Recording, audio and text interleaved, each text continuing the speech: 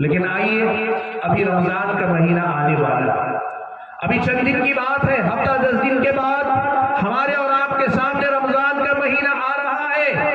ہم کیسے رمضان کے مہینے کو اللہ تعالیٰ سے قربت کا، نزدیکی کا، اللہ تعالیٰ کے اور قریب جانے کا مہینہ کیسے ہم اور آپ بنا سکتے ہیں؟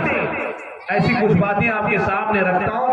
آپ اور میں اگر ان باتوں کا خیال رکھیں گے نا، اللہ کے فضل و کرم سے رمضان کا یہ مہینہ یعنی امسال کا رمضان آنے والا جو رمضان ہوگا وہ میری اور آپ کی اللہ تعالیٰ سے قربت، نزدیکی کا سبب بن جائے گا۔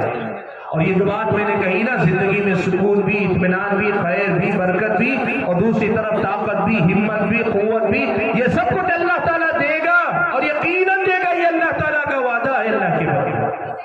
ماہ رمضان آ رہا ہے، آپ یقین کرو اس رمضان میں اللہ کے نبی صلی اللہ علیہ وسلم جو عبادت کرتے تھے، آپ صلی اللہ علیہ وسلم جو نیکیاں کیا کرتے تھے، آپ صلی اللہ علیہ وسلم جو اچھے کام کیا کرتے تھے نا، ہر نیکیوں میں سے اللہ تبارک و تعالیٰ سے بہت قریب کرنے والی نیکی، شرط کیا ہے؟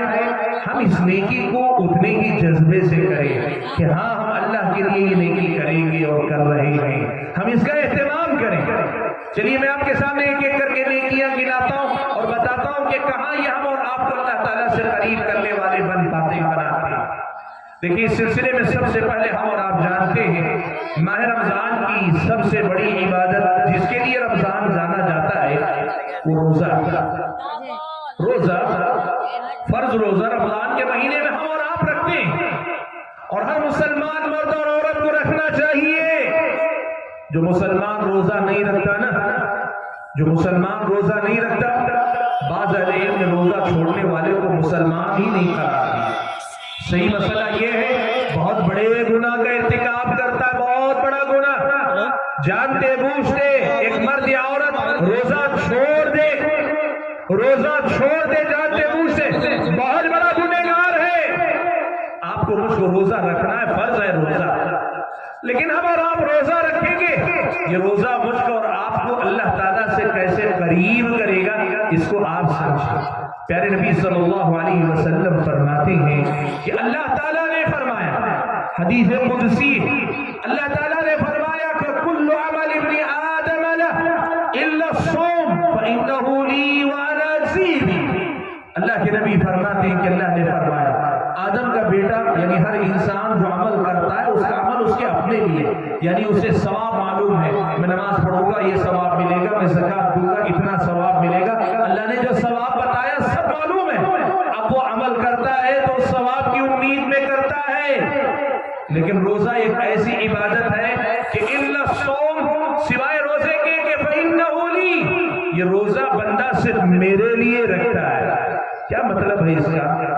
اہل علم نے کہا کہ روزے میں بندہ جس قدر مخلص ہوتا ہے، یہ اخلاص جس قدر روزے میں پیدا ہوتا ہے یا جتنا اس میں پایا جاتا ہے اتنا اخلاص کسی اور عبادت میں نہیں ہوتا ہے۔ کیوں؟ آپ نماز پڑھنے آتے ہیں، ظاہر بات ہے آپ کتنے ہی اخلاص سے نماز پڑھیں، 4 لوگ آپ کے ساتھ نماز پڑھ رہے ہیں، بستی محلے کے لوگ دیکھ رہے ہیں، دل میں شیطان وسوسہ ڈال سکتا ہے کہ تم کو نماز پڑھتے ہوئے سب نے دیکھا ہے، ریاکاری آنے کا امکان رہتا ہے۔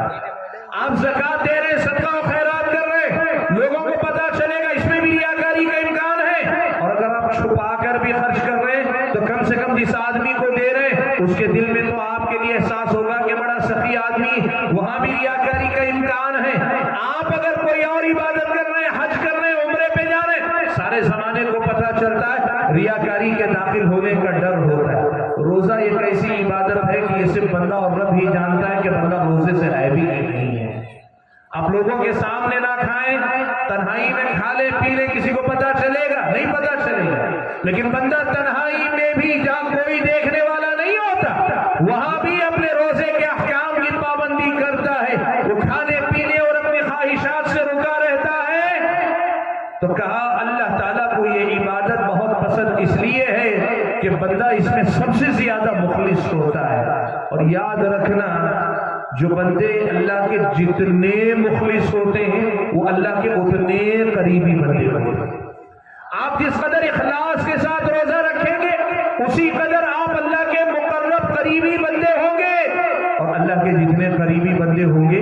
اتنی ہی رحمت برکت اتنی ہی طاقت قوت اللہ تعالیٰ آپ کو عطا فرمائے گا۔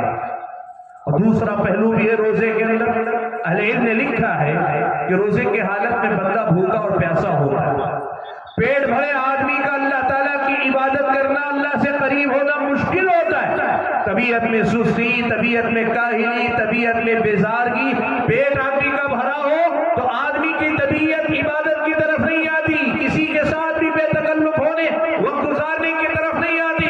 پیٹ بھرنے کے بعد آدمی صرف آرام چاہتا ہے، خالی پیٹ آدمی وہ زیادہ ایکٹیو ہوتا ہے۔ اور اہل علم نے لکھا ہے کہ بندہ خالی پیٹ ہوتا ہے تو اللہ سے تعلق قائم کرنا اس کے لیے بہت آسان ہوتا ہے۔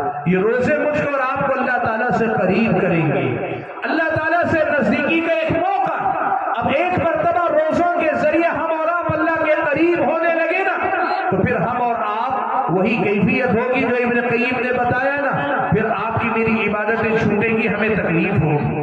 وہ حال نہیں ہوگا کہ جانتے بوجھتے اذان سنائی بھی دے رہی، آدمی بیٹھا ہوا مسجد کو نہیں آ رہا، یہ حال نہیں رہے گا اللہ کے بندے۔ شرط کیا ہے؟ اللہ تعالیٰ سے نزدیکی بڑھا۔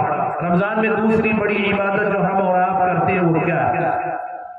وہ ہے نماز، 5 وقتہ نمازوں کی پابندی۔ یہ نماز تراویح سے زیادہ افضل ہے۔ ایک آدمی 5 وقت باجماعت امام کے ساتھ نماز پڑھ لیتا ہے، یہ عبادت نماز تراویح سے زیادہ اہم ہے۔ اور یہ نماز کیا ہے آپ کو معلوم ہے؟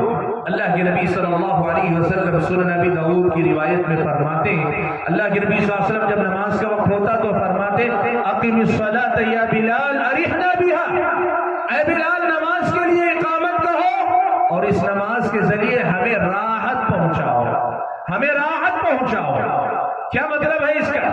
بھائی اس کا مطلب یہ ہے، نبی علیہ الصلوۃ والسلام نے دوسری حدیث میں بیان فرمایا کہ جب بندہ اللہ کے سامنے کھڑا ہوتا ہے نماز میں نا تو اللہ تعالیٰ سے گویا وہ گفتگو کرتا ہے، گویا وہ بات کرتا ہے۔ انما یناجی ربہ، وہ اپنے رب سے سرگوشیاں کر رہا ہوتا ہے۔